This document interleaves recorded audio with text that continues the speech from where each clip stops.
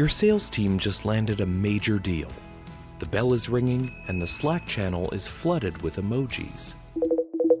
But before you know it, that same customer calls support frustrated, and unbeknownst to you, they're already shopping your competitors. When sales is under pressure, they often push the sales a little bit more to hit the quota. And when they do that, then often CX is left with a mess that they need to clean up afterwards. The transition from sales to customer teams should be seamless. But for too many organizations, this is where customer relationships break down. If customer service or CX is measured based on efficiency, how quickly can we resolve these issues? That drives a certain behavior, which is satisfy this to the extent we believe it's satisfied and move on to the next one because there's always another one. That's driving the wrong behavior. Today on Questions for Now, I'm joined by Robin Jakobsen, Director of Product Strategy for Customer Experience Management at TELUS Digital, and Shawn Casemore, Sales Keynote Speaker and Author, to answer, is sales misalignment costing you customers?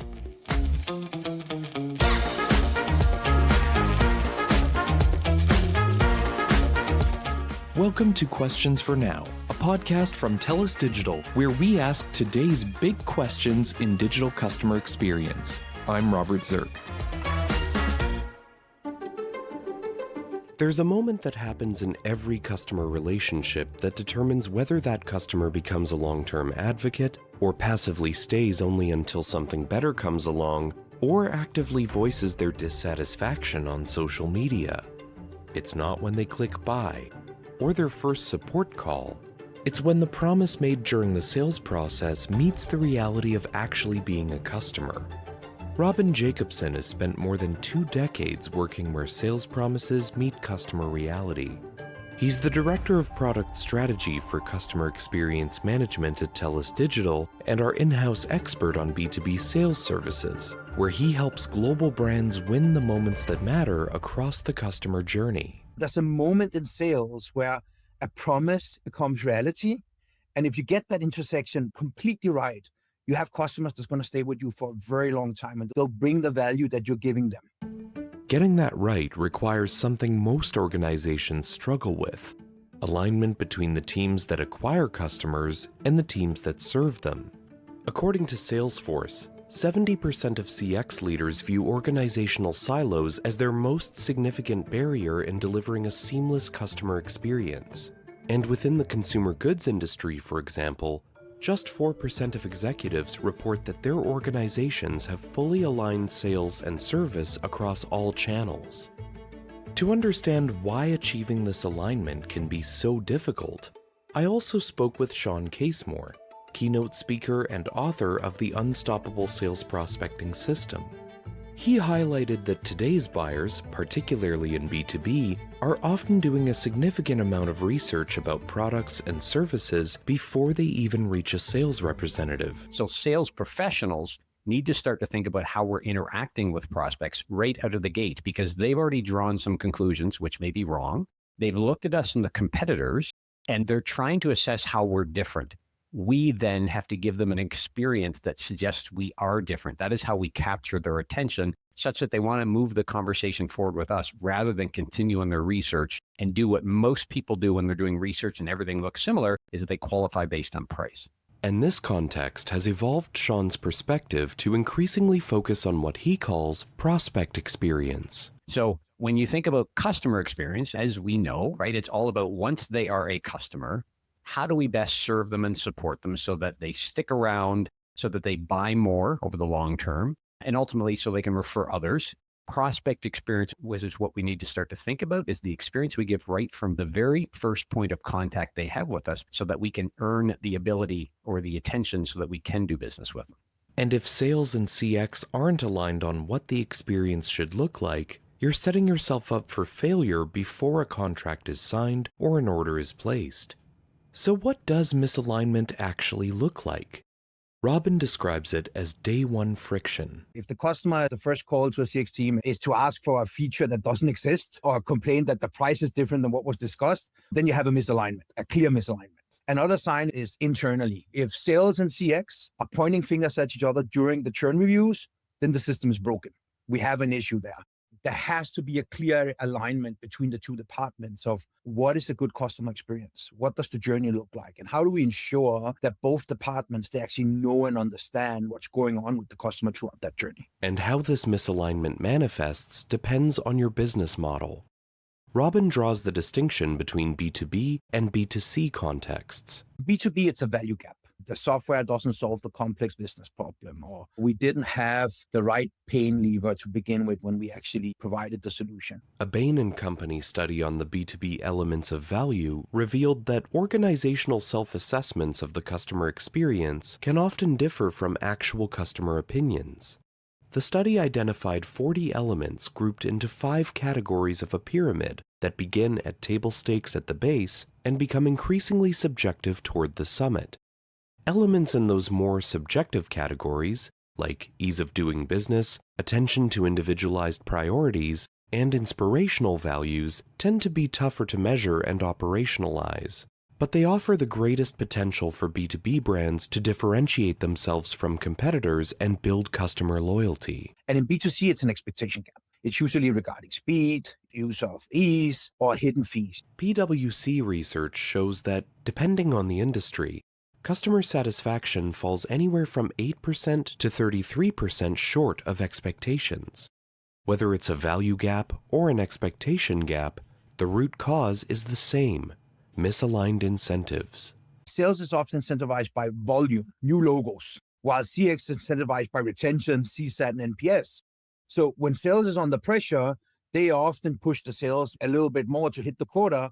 And when they do that, then often CX is left with a mess that they need to clean up afterwards. Or they're left with a situation where they need to rectify and actually explain what actually happened in the first interaction. But the problem of misaligned incentives isn't unique to sales teams, as Shawn pointed out. If customer service or CX is measured based on efficiency, how quickly can we resolve these issues? That drives a certain behavior, which is satisfy this to the extent we believe it's satisfied and move on to the next one because there's always another one.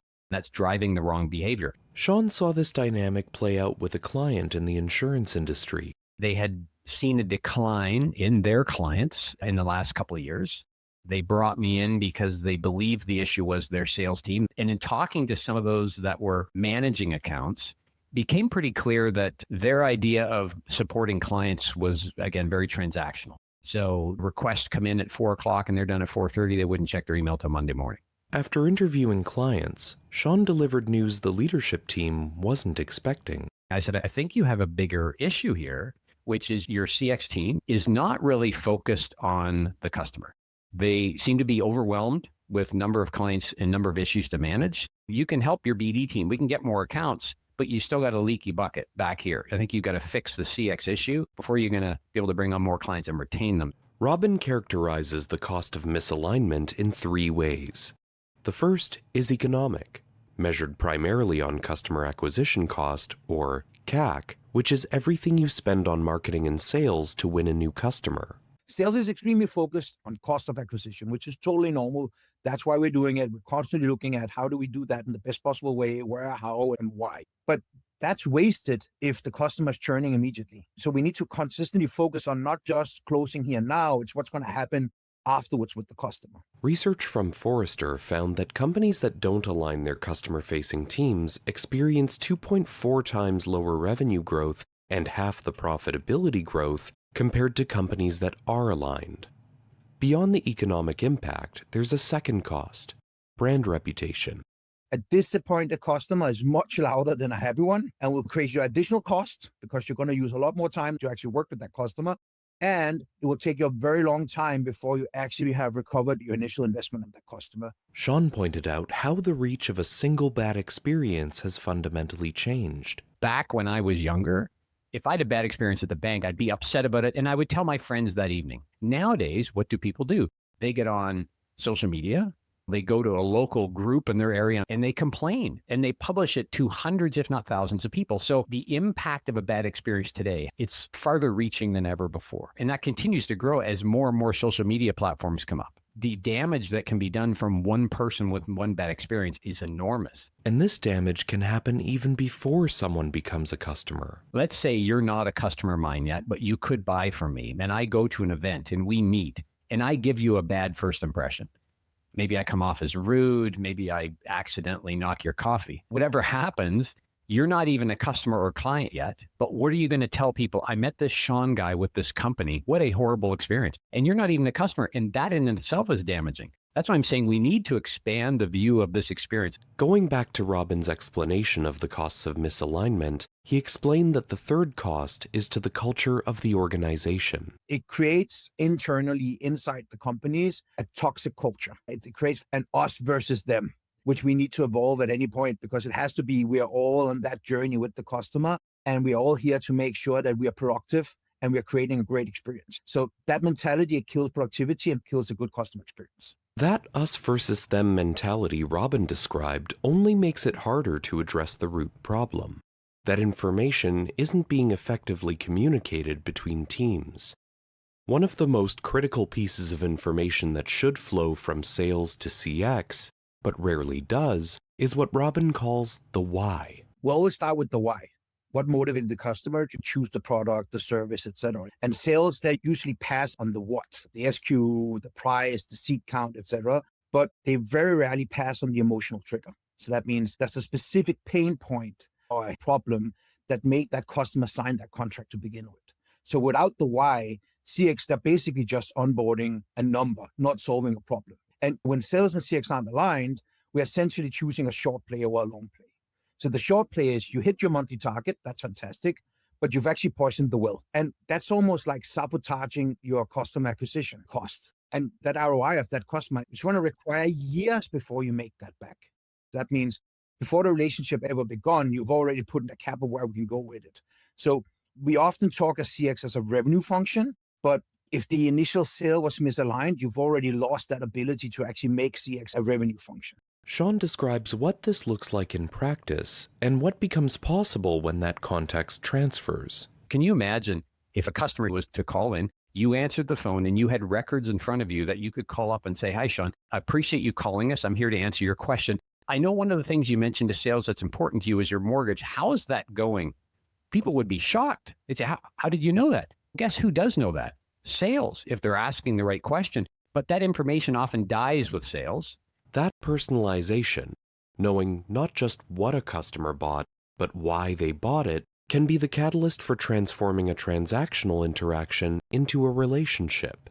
And Shawn went on to share his thoughts on how AI could help surface this information in ways that weren't possible before. You just go back and say, "Remember I asked you this 6 months ago, I think. What did we say?" It finds it like that. And that's where the opportunity is going to be with software like AI to help us get that information in front of the CX team so they can really continue to personalize that experience. But the information gap isn't one directional. What's happening with the customer after the sale needs to flow back to sales as well. Oftentimes, issues or challenges or problems that a customer might deal with CX does not get back to sales. It might get captured somewhere, but sales isn't aware of it. Then they get a call that they've got to deal with something they didn't know was happening, or they make a check-in call. "Hey, Robert, how are things?" And you say, "Actually, very horrible. Did you not hear? I've left your bank." So that information, there's got to be a two-way street. What matters to the customer most, and then what's happening with the customer. And that information needs to flow dynamically back and forth between those two teams, because our goal is to create a seamless experience for each customer or client that makes them feel personalized, makes them feel that we are doing what they want us to do and we're here for them. So how do you fix this? Robin's advice for CX leaders is simple.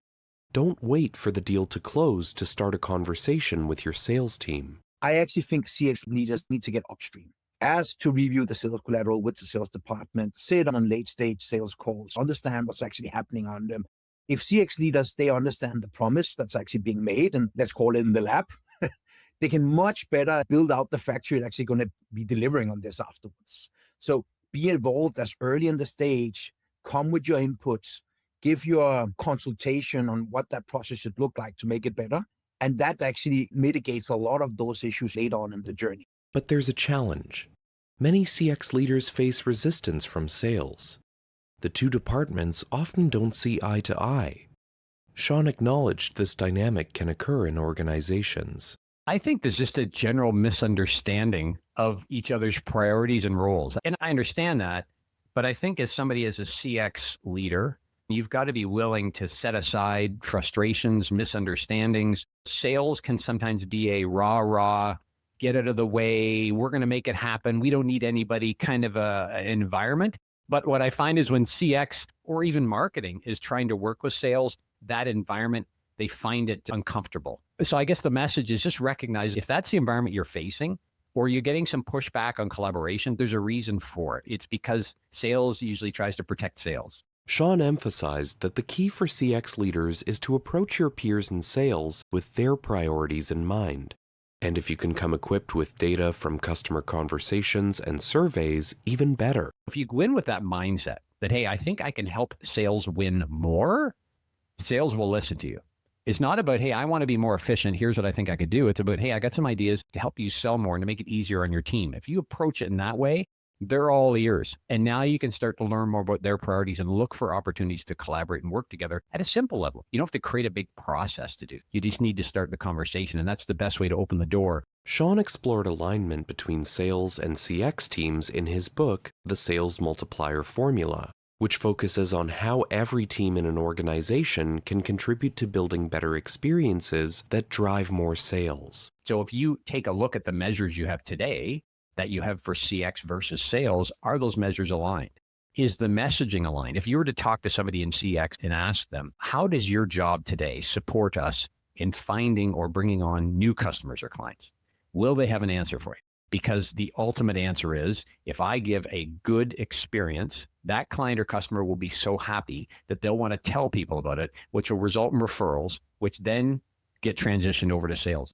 We've talked about tactics to fix misalignment, but what does great alignment actually look like in practice? Robin calls it orchestration. Orchestration is moving away from a relay race. I have a baton, I reach my post, I give it on someone else, now it's your problem. That's not what we're looking for. In the symphony, there's different sections that play at different times, but they're all looking at the same sheet of music. So they're all playing the same song. So in practice, that means we shared our CRM notes, we have a joint account planning, we have a 360 view on the customer, we know what was promised, the notes were taken in the right way, they were passed on. There is clear insight to actually what happened in the process. But you can't have a symphony if the violinist is reading a different sheet than the cellist actually is. It's going to be a horrible song. According to research from Salesforce, 82% of high-performing service teams share a CRM platform with their sales and marketing teams. Shared data means shared understanding. So if you want your experience to be music to your customers' ears, you need a conductor, and that role has to be filled by your leadership. We need to move away from department goals. It doesn't work in the big picture. And then we need to move to what we call a unified journey. We have to have a shared vision where every employee knows exactly where the customer just came from and exactly where we want to take them. If we look at a sales rep that thinks their job is just closing, and a CX rep that thinks that their job is just a ticket, we have an issue. So we haven't actually taken the time to actually show them that's a failure point that will create problems further down. Alignment happens when frontline, they really understand there are two parts of the same story. That's the leadership responsibility. It's a leadership failure if your frontline doesn't understand that. And if they're surprised about what the customer expectations are, that's where we have a break point in that. Alignment requires leaders to actually sit down, not just once, but regularly. And they need to map out the journey. And then they have to over-communicate that map to the people doing the work on the front line. Leadership maps the journey and communicates the vision. But how do you know if that vision is actually being delivered? Shawn says you need to know what's really happening when customers interact with your teams. Number one, you should be shopping your business on a regular basis. Call in or have somebody call in that is a potential customer or client and see what experience they have. Have them bring a challenge to the table and see what happens. The second thing is you've got to be talking to your existing customers or clients and interviewing them, not automating the interview, because the people that answer the automated emails and surveys, they fall into two categories. They absolutely love you and they've got to tell somebody about it, or they absolutely despise you and they've been waiting to tell somebody about it. But that's not the majority of people. That's maybe 20% and 20%. So you've got to be reaching out and having conversations like this with clients, asking them questions to find out what could we be doing better. Even if it's a handful every quarter, that's going to give you constant insights into how do we keep tightening and focusing on a better and better experience over time. Remember that critical information Robin mentioned? The why behind each customer's purchase? Technology, particularly AI, promises to help surface and share that context. But Robin cautions against using it as the sole remedy for your alignment issues. AI is brilliant at transcription and sentiment. It can scan 1,000 sales calls. It can flag to CX. The customer mentioned as a problem, a budget concern 3 times. It'll bring that message. Where it falls short is a nuance. So AI can't replace that gut feeling you have in sales. It's still not at that level. And salespeople, they have a gut feeling. They know about the client's corporate culture. They know about the sentiment of the client in that moment. And that still requires a human-to-human handoff. So we still need to have a human in the loop of that. AI can help sales and CX teams share information, but if each team is still chasing different goals, that information sharing won't solve any misalignment issues. You need a metric that aligns both teams, and Robin shared a clear recommendation. People would tend to say CSAT, NPS, whatever. I actually think there's a hard measurable KPI that you can track that's aligned between both departments, and that's net revenue retention. It measures not just who bought in, but who stayed in, and who did we actually grow.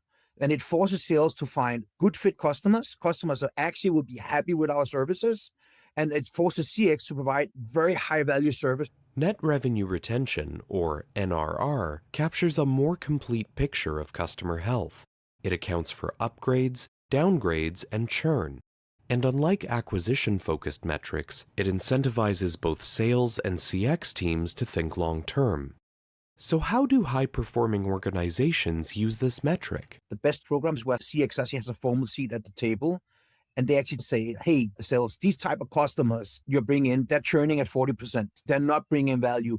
They'll leave us just as fast as they come in. It's the message about we need to adjust our targeting. High-performing teams, they treat bad revenue as a shared enemy. And we all want revenue, but we want revenue that we can keep. Bad revenue is worse than no revenue. It means you've spent money to acquire a customer who leaves before you break even. But here's the flip side. When sales and CX align on bringing in the right customers and unlocking the revenue potential that already exists in your customer base, CX can become a major growth driver for your brand. The era of growth at all costs, that's a little bit over. And it's not because we don't want to grow, don't take me wrong, but I actually think in today's economy, retention is the new acquisition. I think investors and CEOs, they are realizing it's significantly cheaper to upsell to a happy customer than it is to find a new one. And if you look at CX, there's so many companies out there that still hasn't tapped into this. And CX is sitting on a gold mine of untapped revenue. How can CX capitalize on that revenue opportunity? Robin said it comes down to recognizing signals in customer conversations, what he calls trigger-based selling. When a customer asks, how do I do X? Or how does this work? Or do you have this in another color? Or whatever it is, that's often a signal that they need a higher service or an add-on, or they're interested in some part of the product. And then it's not about selling, it's about recommending. The next logical step in success, if we can teach our teams to do great recommendation. I always say I have a double model that's recognize and recommend. Recognize the need, the problem, the issue, and do a very strong recommendation. You need to become the trusted consultant in the conversation. Shawn provided a concrete example of what this looks like. If I'm in customer service or customer experience and I'm having a conversation with a customer and it's going well and they have a need, I really wish this phone service included internet, right? A lot of customer experience teams today would say, oh, no problem, let me transfer you over to sales. If we're lucky, they would say that. If we're unlucky, they would miss the point raised and finish the call, and that's it. What you want them to be able to say is, have you considered our internet programs, which we can bundle along with what you currently have? And that can actually save you some money. You're only going to have one point of contact. Then you go into talking about the benefits. If they say, yeah, that might be something I'm interested in, and I say, look, I'm going to send you some information and I'm going to introduce you to Shawn on our sales team. So now I'm making it personalized, and Shawn is happy to follow up with you. So there's an example of customer experiences hearing a need. They should be the one to initiate the conversation, but they've got to be ready to do so. What am I listening for? What are the scripts I'm going to use to say things? How do I turn this over? Those are oftentimes the missing gaps. But this approach requires a shift in how CX teams are trained and measured. Strong CX people will do that themselves because they know internally, I'm going to send this over to my buddy Shawn and he'll take it from here. But many teams have not been trained on that. And that's a little bit of a different idea for CX because it affects efficiency. If we start doing that, now we're not going to get through our calls as quickly. Yes, but you're generating more revenue and you're supporting that client. So it's a little bit of a different view, in my experience, from what CX typically thinks of, but that's, to me, the ultimate. That's where you want to go. Shawn's point about training assumes that the customer already trusts your brand enough to accept those recommendations. But as Robin pointed out, you have to earn the right to recommend in the first place. You haven't earned that right if the journey is disconnected. So the better journey you do, the more right you have to recommend upsell, cross-sell, new products, new value that actually will create a happy customer at the end. At TELUS Digital, Robin and his team help brands achieve alignment by managing both sales and service under one operation.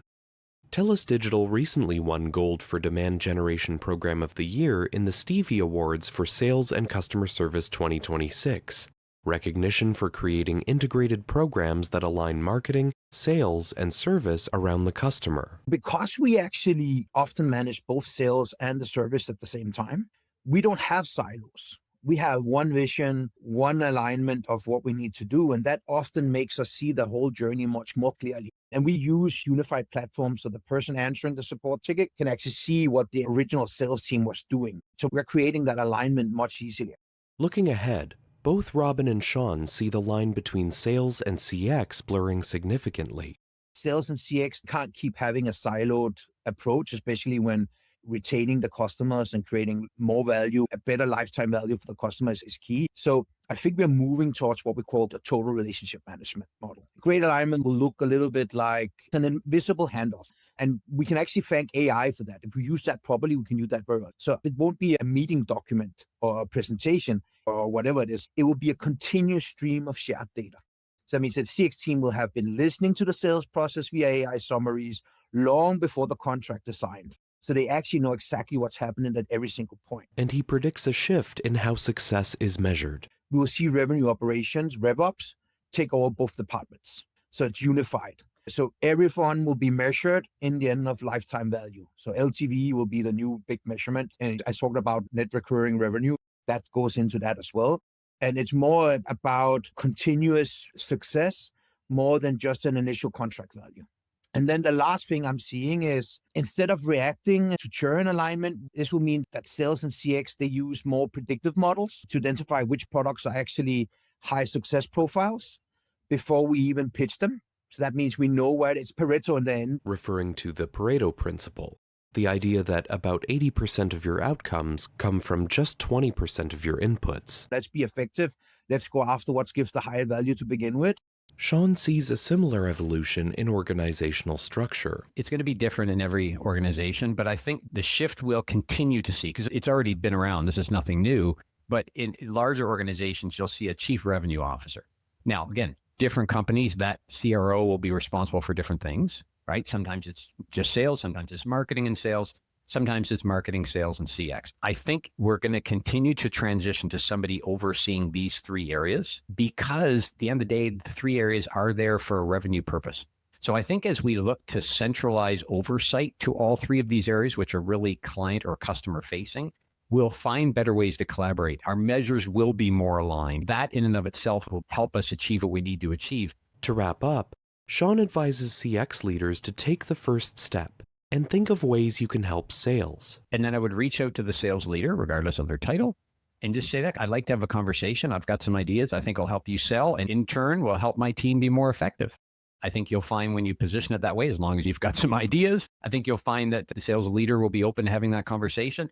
And that's your starting point. You want to figure out what is important to sales right now and how do they see us aligning. And Robin has a question he'd challenge every CX leader to bring to their head of sales. If we stop paying commission on any customer who churns in the first 90 days, how would our ideal customer profile change? And it's a bit of a provocative question, but it starts the right conversation. It moves focus away from how much can we sell and towards who can we actually serve. I think it's the fastest way to actually find that gap between what your sales targets are and what's your operational reality. Thank you so much to Robin Jakobsen and Shawn Casemore for joining me and sharing their insights today. And thank you for listening to Questions for Now, a TELUS Digital podcast. If this episode got you thinking about the relationship between your sales and customer teams, share it with your head of sales. Better yet, use it as a conversation starter. For more insights on today's big questions in digital customer experience, follow Questions for Now on your podcast player of choice. I'm Robert Zirk, and until next time, that's all for now.